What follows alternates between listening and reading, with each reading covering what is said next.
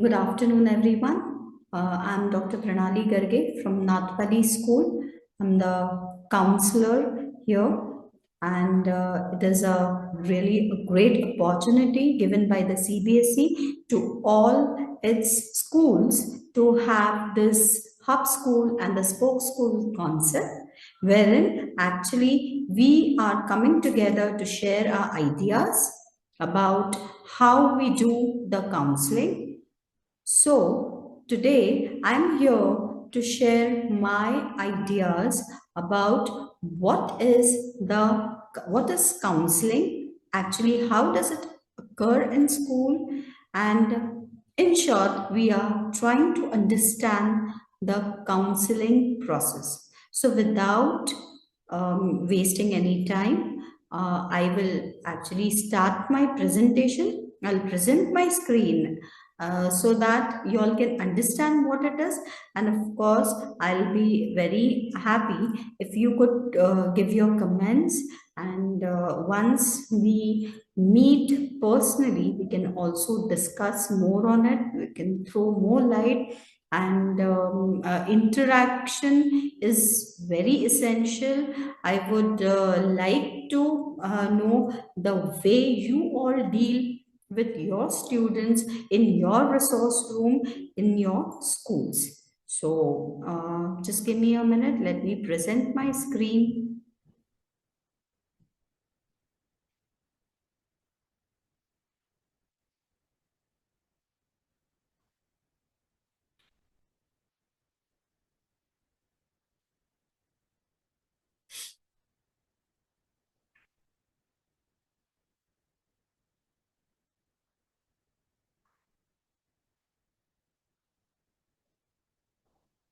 Okay. So we're starting with the understanding the counseling process. I am trying to give my viewpoint, my perspective on how we, as a counseling team, we are three counselors in Nath Valley School who, as a team, have brainstormed and made this presentation for all of you all to to convey the kind of counseling or counseling process that has been followed in our school. So the main aim is student success and well-being. So, we do the counseling process across all school phases. Now, as we know in NEP, there are the NEP is being divided into various phases. First is the foundational phase, then comes the primary school level, then the middle school, and then the secondary school. So, accordingly, we also follow the same thing. And you know our main aim here in Nath Valley is to have a holistic development. So what do you mean by holistic development? It means that the child should be trained in all the aspects. There should it is not only focusing on the academics or on sports or on the extracurriculars, but a blend of all. For example, as you see in my see here, it should include spiritual development, social development, emotional development, cognitive development, language development, self help, sensory development, fine motor, physical, and gross motor. See, all these skills are interlinked, and when a child develops across all these phases, then we can say that an overall all round development of the child has taken place. So, for example, if we start with the physical and the gross motor, so to start with, when you play with a ball with your child, you just simply throw the ball, okay, and the child tries to grab it or catch it. Some children are able to catch, some children are not able to do so. So we need to understand every child's needs and try to focus on those skills. Then fine motor. Now, fine motor skills are very, very essential for a child to write and to be successful in his academics. And then comes the sensory. So the sensory, with the sensory, I mean that all our five senses should be involved, and a child learns with all its five senses. So when all the senses are used, the learning becomes a fun, and a child also can learn better and effectively. Then comes the self-help. Self-help, a child should be able to do all kinds of things on his own. For example, buttoning his shirt, or unbuttoning the shirt, tying his laces, organizing his desk, organizing his bags. Then he or she should be able to do things without cluttering, without messing it up. So that is self-help. Then here it is, all this kind of self-help is in the activities we spoke about. Also, there is a self-help in understanding our own emotions, in regulating them. That is also very important. Then comes the language. See, language is very important. It is a mean by which we can express ourselves and let others know what actually we mean. So language development is very essential. Now, be it in their mother tongue, be it in English, as ours is an English medium school. So a child should be able to understand and speak and express himself or herself very well in English as well. So language development, both expressive and written, is very, very important. So holistic development also includes language development in both the ways, that is in expression as well as in the written ways. Then cognitive. Now, you would ask me, what is this cognitive development and why is it important?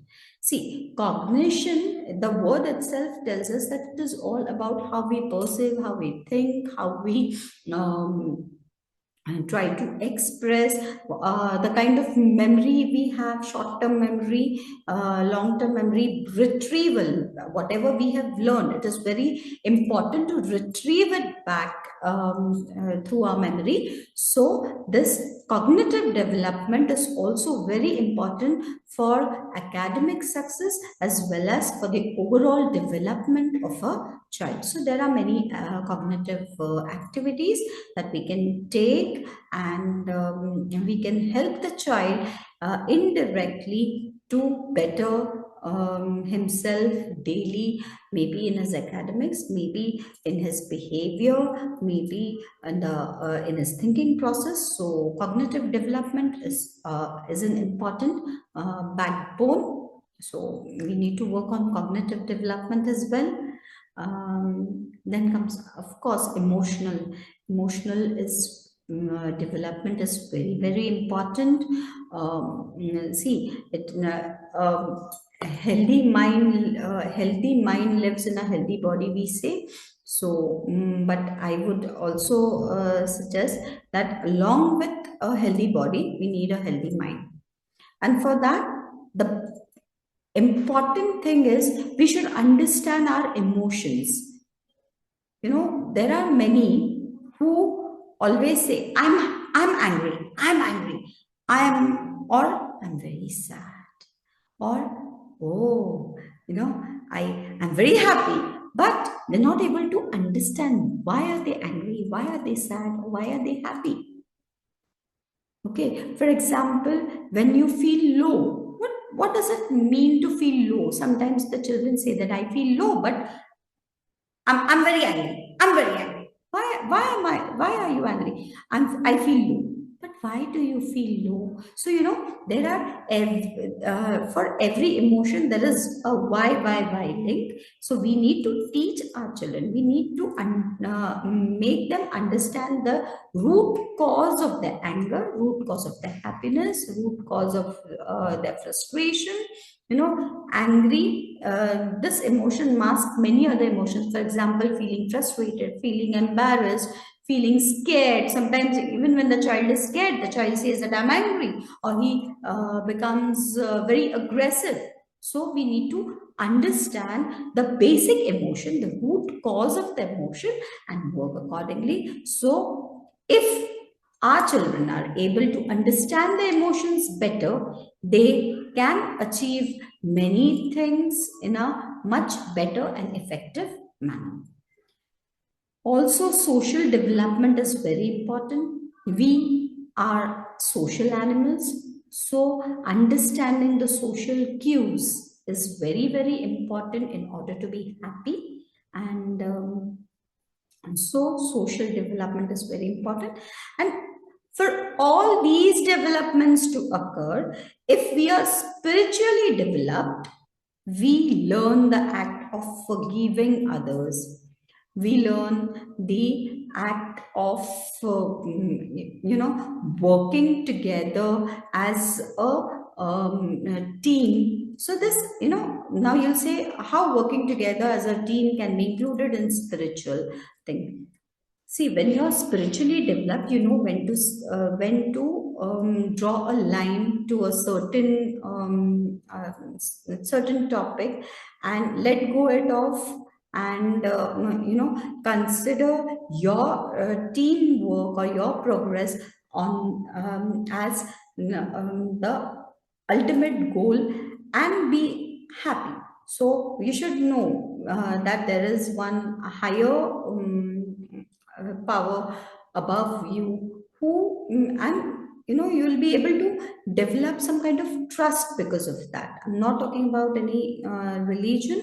It is spiritual development is very different from any religion.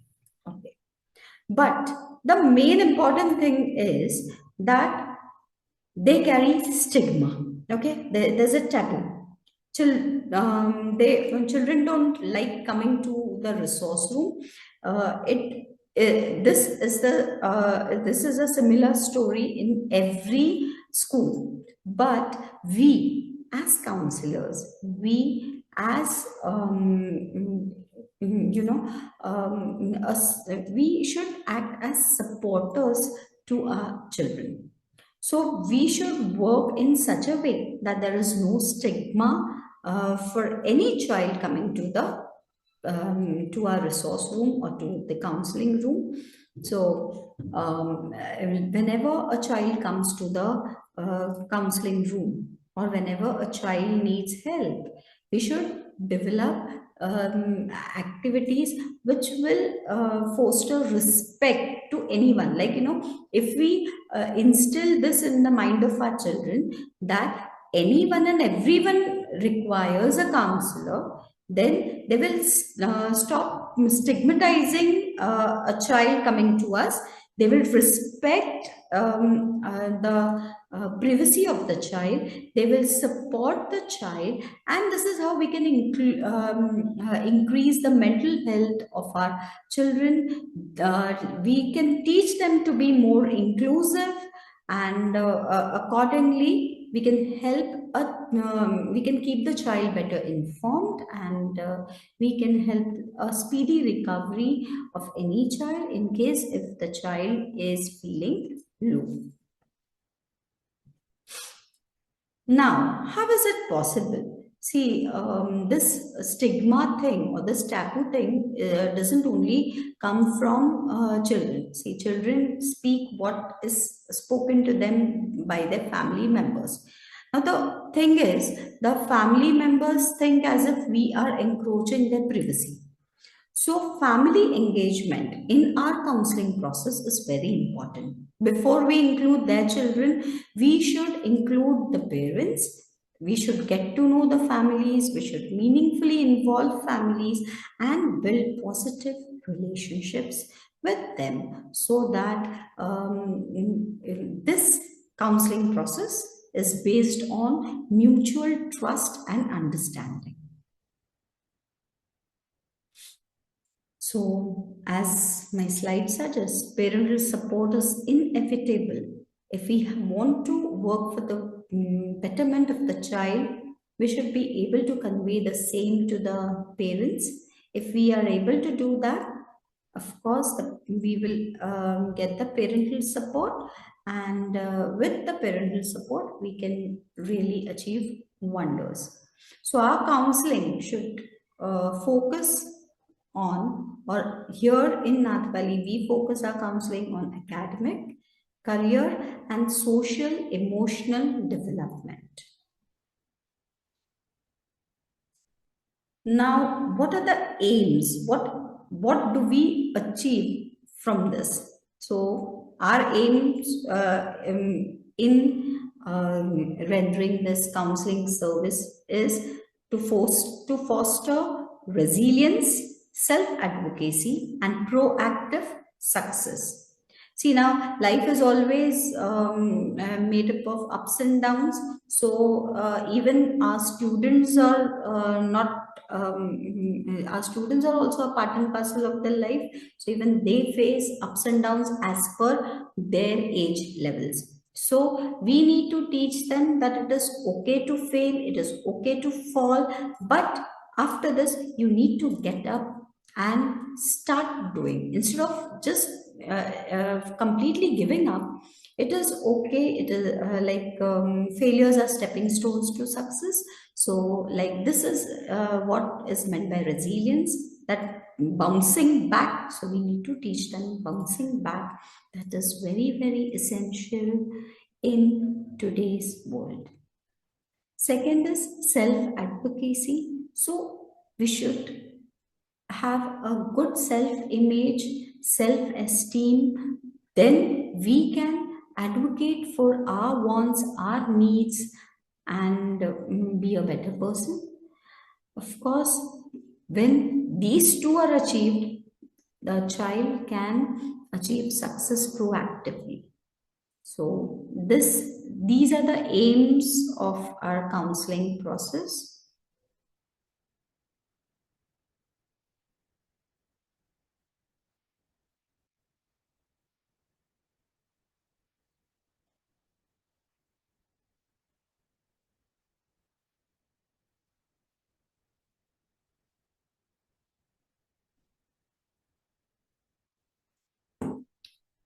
Okay, I'm sorry for the interruption. Now, what is the counselor's role? As you can see in this picture, our role is to include every child coming from various backgrounds, various stratas, various needs, and we should be able to bring them at par with each other. So, that is the counselor's basically the counselor's role. So we need to be advocates for all students. We can't say that I will vouch for this one and I won't vouch for the other student. No, we need to understand each and every one and be their advocate. We need to collaborate with parents, teachers, and administration. See, there are times when we as counselors do understand what the child feels, and as we are trained professionals in it, but sometimes the parents or the teachers or the school administration has some different viewpoint. So we should act as a collaborator. We should be able to speak up for them. We should be able to tell what they mean, what are their needs. Sometimes we can also talk to the child on the teacher's behalf as to what the teacher feels, what are what is the teacher's viewpoint, what is the teacher's perspective, as well as the perspective of school administration too. And our role is also to provide individual or group counseling. So, individual counseling wherever necessary, and group counseling wherever necessary, wherever applicable. So that depends upon us.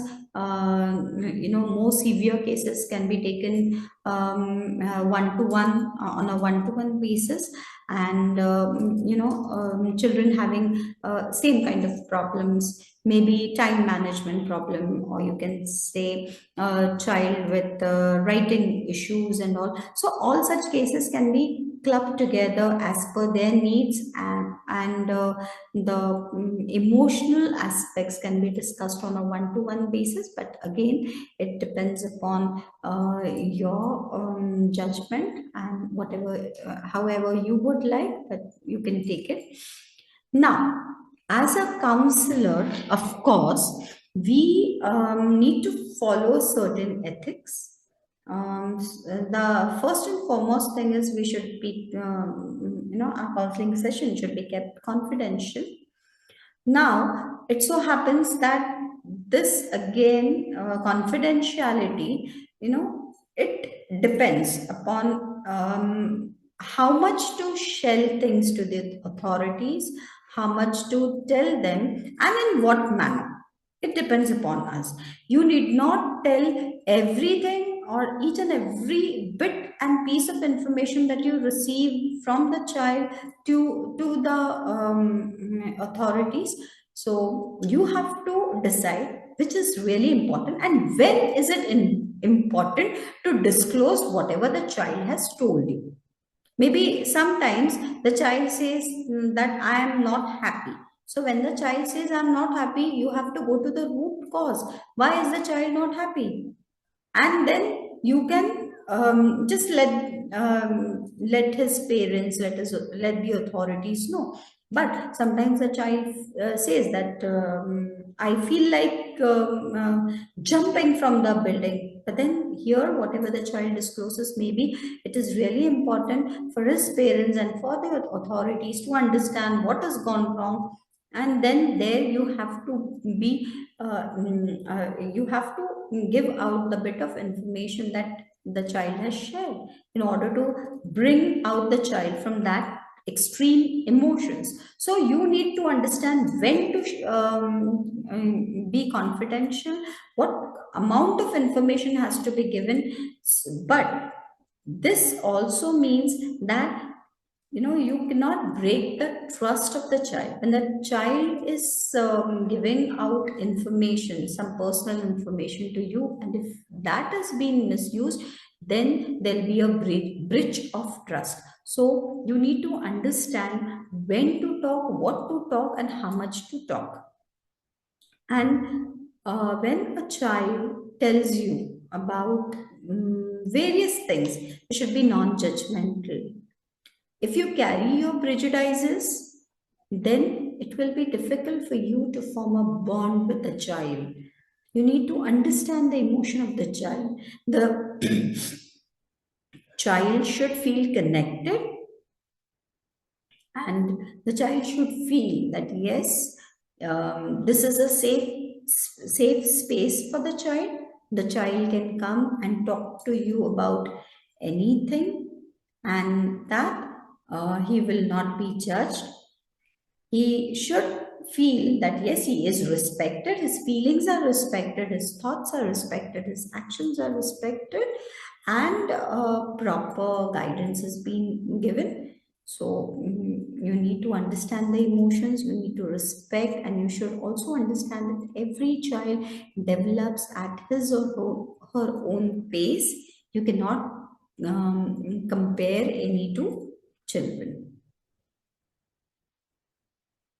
Now, counseling in the foundation years. Of course, the children are very small at this age, so maybe the child won't be able to talk too much to you, but our counseling should focus more on social emotional competence and school readiness and help students successfully transition to the school environment and develop basic emotional literacy. Then the counseling in primary school, it should focus on academic skills, peer relationships, and self-regulation. Okay, so when a child comes to the primary school, if he or she is not able to read or write, or if there are some kinds of learning difficulties, then it directly affects his or her self image and self esteem levels, and then the behavioral issues start cropping up. So, our counseling in primary school should focus on academic skills in order to curb any kind of behavioral issues, because it so happens that if the child is not good at academics, then the child gets bored, and the child starts avoiding schools. The child or if the child is possibly sent to school, and if the child is not writing, not completing, then the teacher might start scolding, or the teacher might use some adjectives for the child which actually bothers the child, and then the child will say, yeah, this happens every time with me, so let me just leave it. So and the child stops trying, the child stops to pay attention in the class, and then he starts disturbing the whole class. So academic skill counseling is very important in primary school. Wherein you feel the child is weak and needs help, the help should be given. Then, of course, peer relationships. So, this age, Gen Zs and Gen Alpha generation children, they are more into these peer relationships, and it really impacts their life, affects their life more. Maybe it is because their parents are working, they have working parents, mother, father, both are working, there is no one at home to look after, or to take care. Whenever they reach home, they are left at the hands of their maids. So maybe what so they feel, not maybe, but they really feel the need to talk to someone, and then these peer relationships come into effect, and they take a major place in their life. So what are like how they can form meaningful relationships, that needs to be taught to them. Or maybe a few might need some guidance on how to maintain relationships, how to choose peers. So all these kind of counseling is very important in primary school, wherein we can also talk about what is a friend, and what are the qualities of a good friend. Do you have the same quality? Which classmate of yours has the quality? And accordingly you can make them think and reflect on their relationships. And then once they understand all these things, again self regulation needs to be taught, because every day is not a colorful day. There can be some gray days, so self regulation is more important. In self regulation we can teach them conflict resolution, we can teach them negotiation skills. Once they understand their emotions, once they understand emotions of others, then they can talk peacefully yet achieve what they want. So the goal of counseling in the primary school is to equip students with the coping mechanisms and interpersonal skills needed for successful learning.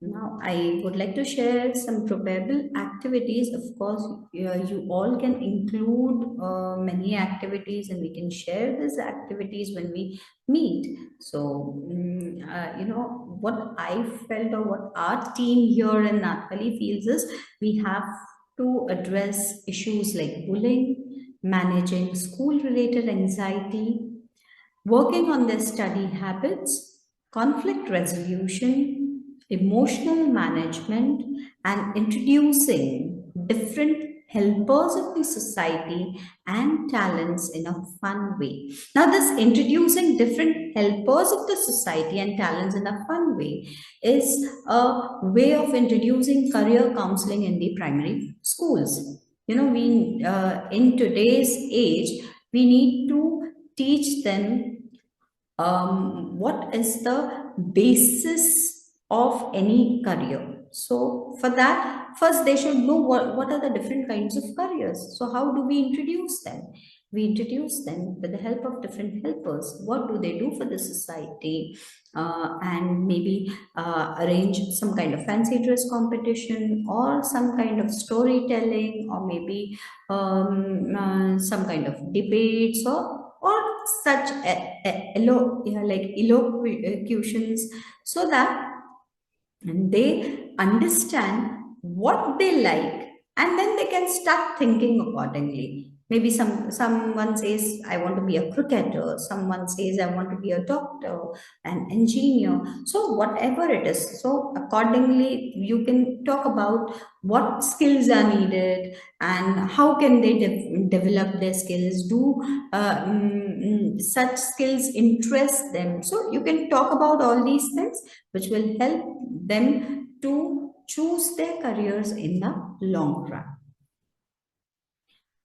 Now, counseling in middle school mainly focuses on finding identity. By the time they are in the primary school, they are done with self regulation, emotional management, and they now understand bullying, what is bullying and all. We have also introduced the career counseling as per their understanding. But now in the middle school is the time wherein they become more self aware. Okay, self awareness is an important life skill which should be present in every child, because it is only a self aware child who can be self reliant and can be successful in his life. So, if you are self aware, you can like you will be very clear about the abilities that you have. You will understand which things are possible for you to do, which things are not possible, what is your potential, where you should start and where you can stop, or where you have to stop. You will also understand which behaviors you like. Then you can become more authentic. Then you can understand your strengths, your weakness. You can understand your opportunities and the threats that you have in order to achieve your goal. So by self-awareness, we say that this like when you are trying to be more self-aware, you should be able to tackle this SWOT analysis, not in grade 6, but slowly as they come to grade 7, grade 8, practice should be given to them, so that through SWOT analysis they try and understand more about themselves, about their friends, about their families, about the school, about the environment in which they live, and that will help them to make better informed decisions after all, and that will also lead to their personal growth. So the focus of counseling in the middle school is self-discovery, transition management. Now, of course, here they come from the primary school to the middle school, wherein they now they are no more children. They've become teenagers, so they have got their own problems. There are body changes, there are peer pressures. Then now they are slowly detaching themselves from their parents, and they want their own identity. So again, the academics are increasing. So sometimes it happens that a child till grade 5 gets wonderful marks above 90, above 90, 95, and suddenly when he comes to grade 6, his or her grades fall. And then the child, starts getting self-doubt. And here is the time when you need to come into picture and help the child transition from one phase to the other, because he is now there are many changes in his environment, in his body, in the way he thinks. So maybe he is not able to focus more, so you need to take your role as a counselor and try to do the needful. So the goal here is to help students manage the turbulent transition of adolescence and begin goal setting. Now we've come to the senior school. Now in the senior school, our counseling should be future focused. Now what do you mean by this word future focused? Now here by future focused, I mean that a child should be psychologically sound. When the child can be psychologically sound, if he has personal growth, if he has self acceptance, if he has autonomy, environmental mastery, positive relationships, and purpose in life. So if these things are achieved, then the child can be happy. Then the child can actually achieve what he wants in life, and then we can say that yes, he is future focused. So, and one more thing I would like to add over here, when I say autonomy, I don't mean that the child should be independent on all levels.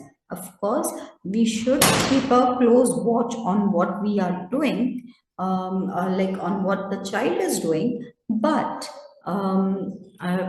but he should be given some space to take his own decisions, to understand what consequences he would have to face. You can guide them, but don't, you can guide our students, but please don't always give them a sound plan, and please don't give them a sound plan to work on. Let them have their own plans, let them make their own plans. Okay, so this is what I mean by autonomy. So our focus here is on mental health, college readiness, and career readiness. And the goal of counseling in the secondary school is to ensure that every student has a viable, well-researched plan for life after high school with emotional endurance.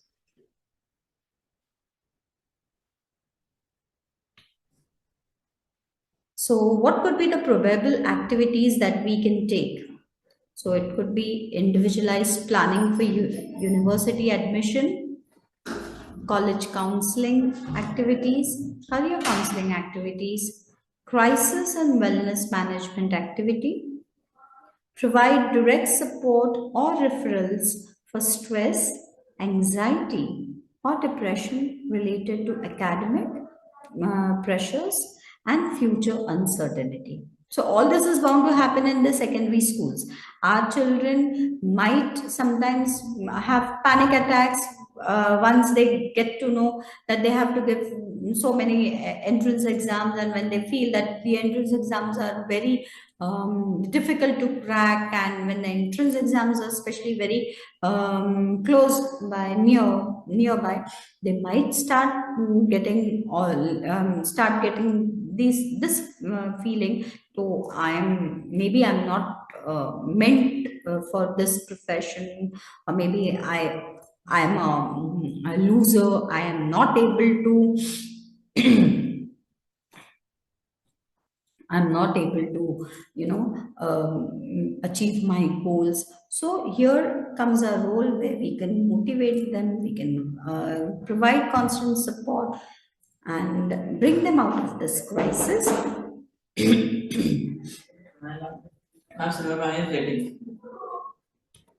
Now, after these probable activities, we will talk about accessing support, the referral process. Now, how can we actually give support, and how can they access the support? We are ready to give the support, very true, but they also should understand how can they access our support. So, first is self-referral. You should create such a safe environment that they can walk into your room anytime, any moment, with, of course, with the permission of the class teachers and authorities, but they can always come and talk to you, so you should be approachable. First thing. Second is teacher or staff referral. Supposingly the a teacher feels that a child should get some extra help, the teacher can refer, or even if the parent or the guardian feels that the child needs to be counseled, we can take up such cases. And again, there should sometimes, when we are a part and parcel of the school, we also observe that a child, maybe when we go to the mess hall, or when we go to some class, whenever we get any substitutions, or in the bus, or anywhere, we feel that the child needs help, we should offer our help to them. Also, after exams, when you see that a child is not doing well consistently, you can support your academic help. And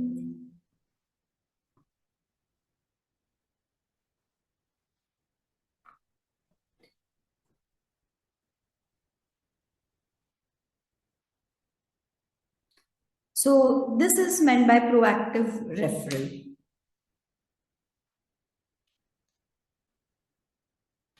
Now, for a child to be successful, actually, only the teacher can't make a student successful. A student himself alone can't be successful, and the parent also alone can't do it. It's a trio.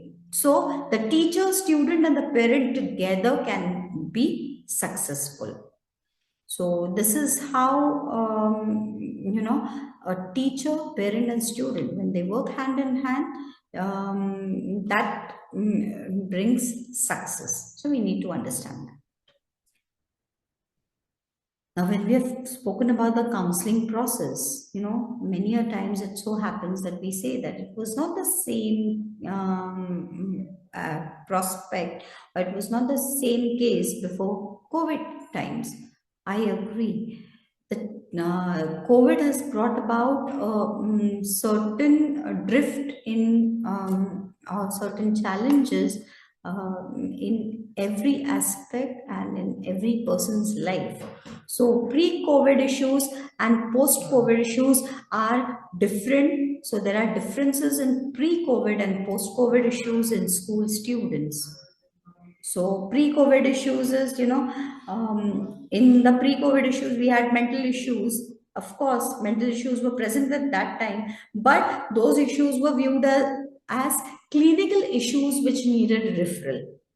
Now, there were predictable range of classroom disruptions and non-compliance. Also, there was minimal use of electronic devices, and they were managed stringently by the parents, or maybe by teachers, or all the elders of the family. And there was steady, predictable grade level progression. But in the post-COVID era, it so happened like this device addiction is the major issue that we all have to tackle with. Along with the distractions, the huge amount of distractions that the ever-changing reels and screen changing has caused. So we all can see that the academics are really disturbed, and there is also increased substance abuse in schools. Then there are increase in externalizing issues. For example, disrespect, physical aggression, anxiety, loneliness, defiance, lower frustration levels, and chronic absenteeism from school. So, these are the major issues which we as counselors have to deal with in every school. This has become common in the post-COVID uh, times. Also, there is an ever increasing trend of apathy and burnout in our students. There are widened learning gaps. Previously, when our child used to be given a certificate for dyslexia, it used to be when the child used to be 2 year level below his current class. Suppose the child was in fourth, and if we used to say the child is at grade two level, then we could always call it as dyslexia. But these time after COVID, the gaps have widened. So when a child is said to be three grades below his current class level, then we say 3 or 4 years, then we say that yes, the child may be dyslexic. Okay. Also, there are ever increasing relationship issues with parents, teachers, and peers post COVID times. Now, the parents were also very busy. So, the parents felt that, in order to sustain, they need to work a lot, and then they gave more importance to their work instead of their children, which led to many issues. Teachers are also pressurized. The type of working environment for the teachers have changed, and the peer influences have also increased post COVID times. So these are some of the issues I could think of while I was preparing this particular presentation, and these were some particular things which we as a team here in Nath Valley wanted to forth to all our spoke schools. And we actually want you all to come up with your ways of counseling in your school, and any issues that you face, maybe we can try to resolve them interactively. So you all are most welcome. If you all have any ideas, or if you all have some queries, again, we are ready to solve them too. So, after such a long session, I would like to give you some key takeaways of the session. First is, the counseling process is developmental and continuous. Second, support academic, career, and social emotional growth at every stage. Third, open communication by the parent, teacher, and the student with the counselor is very, very essential. And lastly, counseling room should be a safe zone and not a restricted zone. So with this, I end my presentation. Thanks for listening to whatever I wanted to share. Thank you.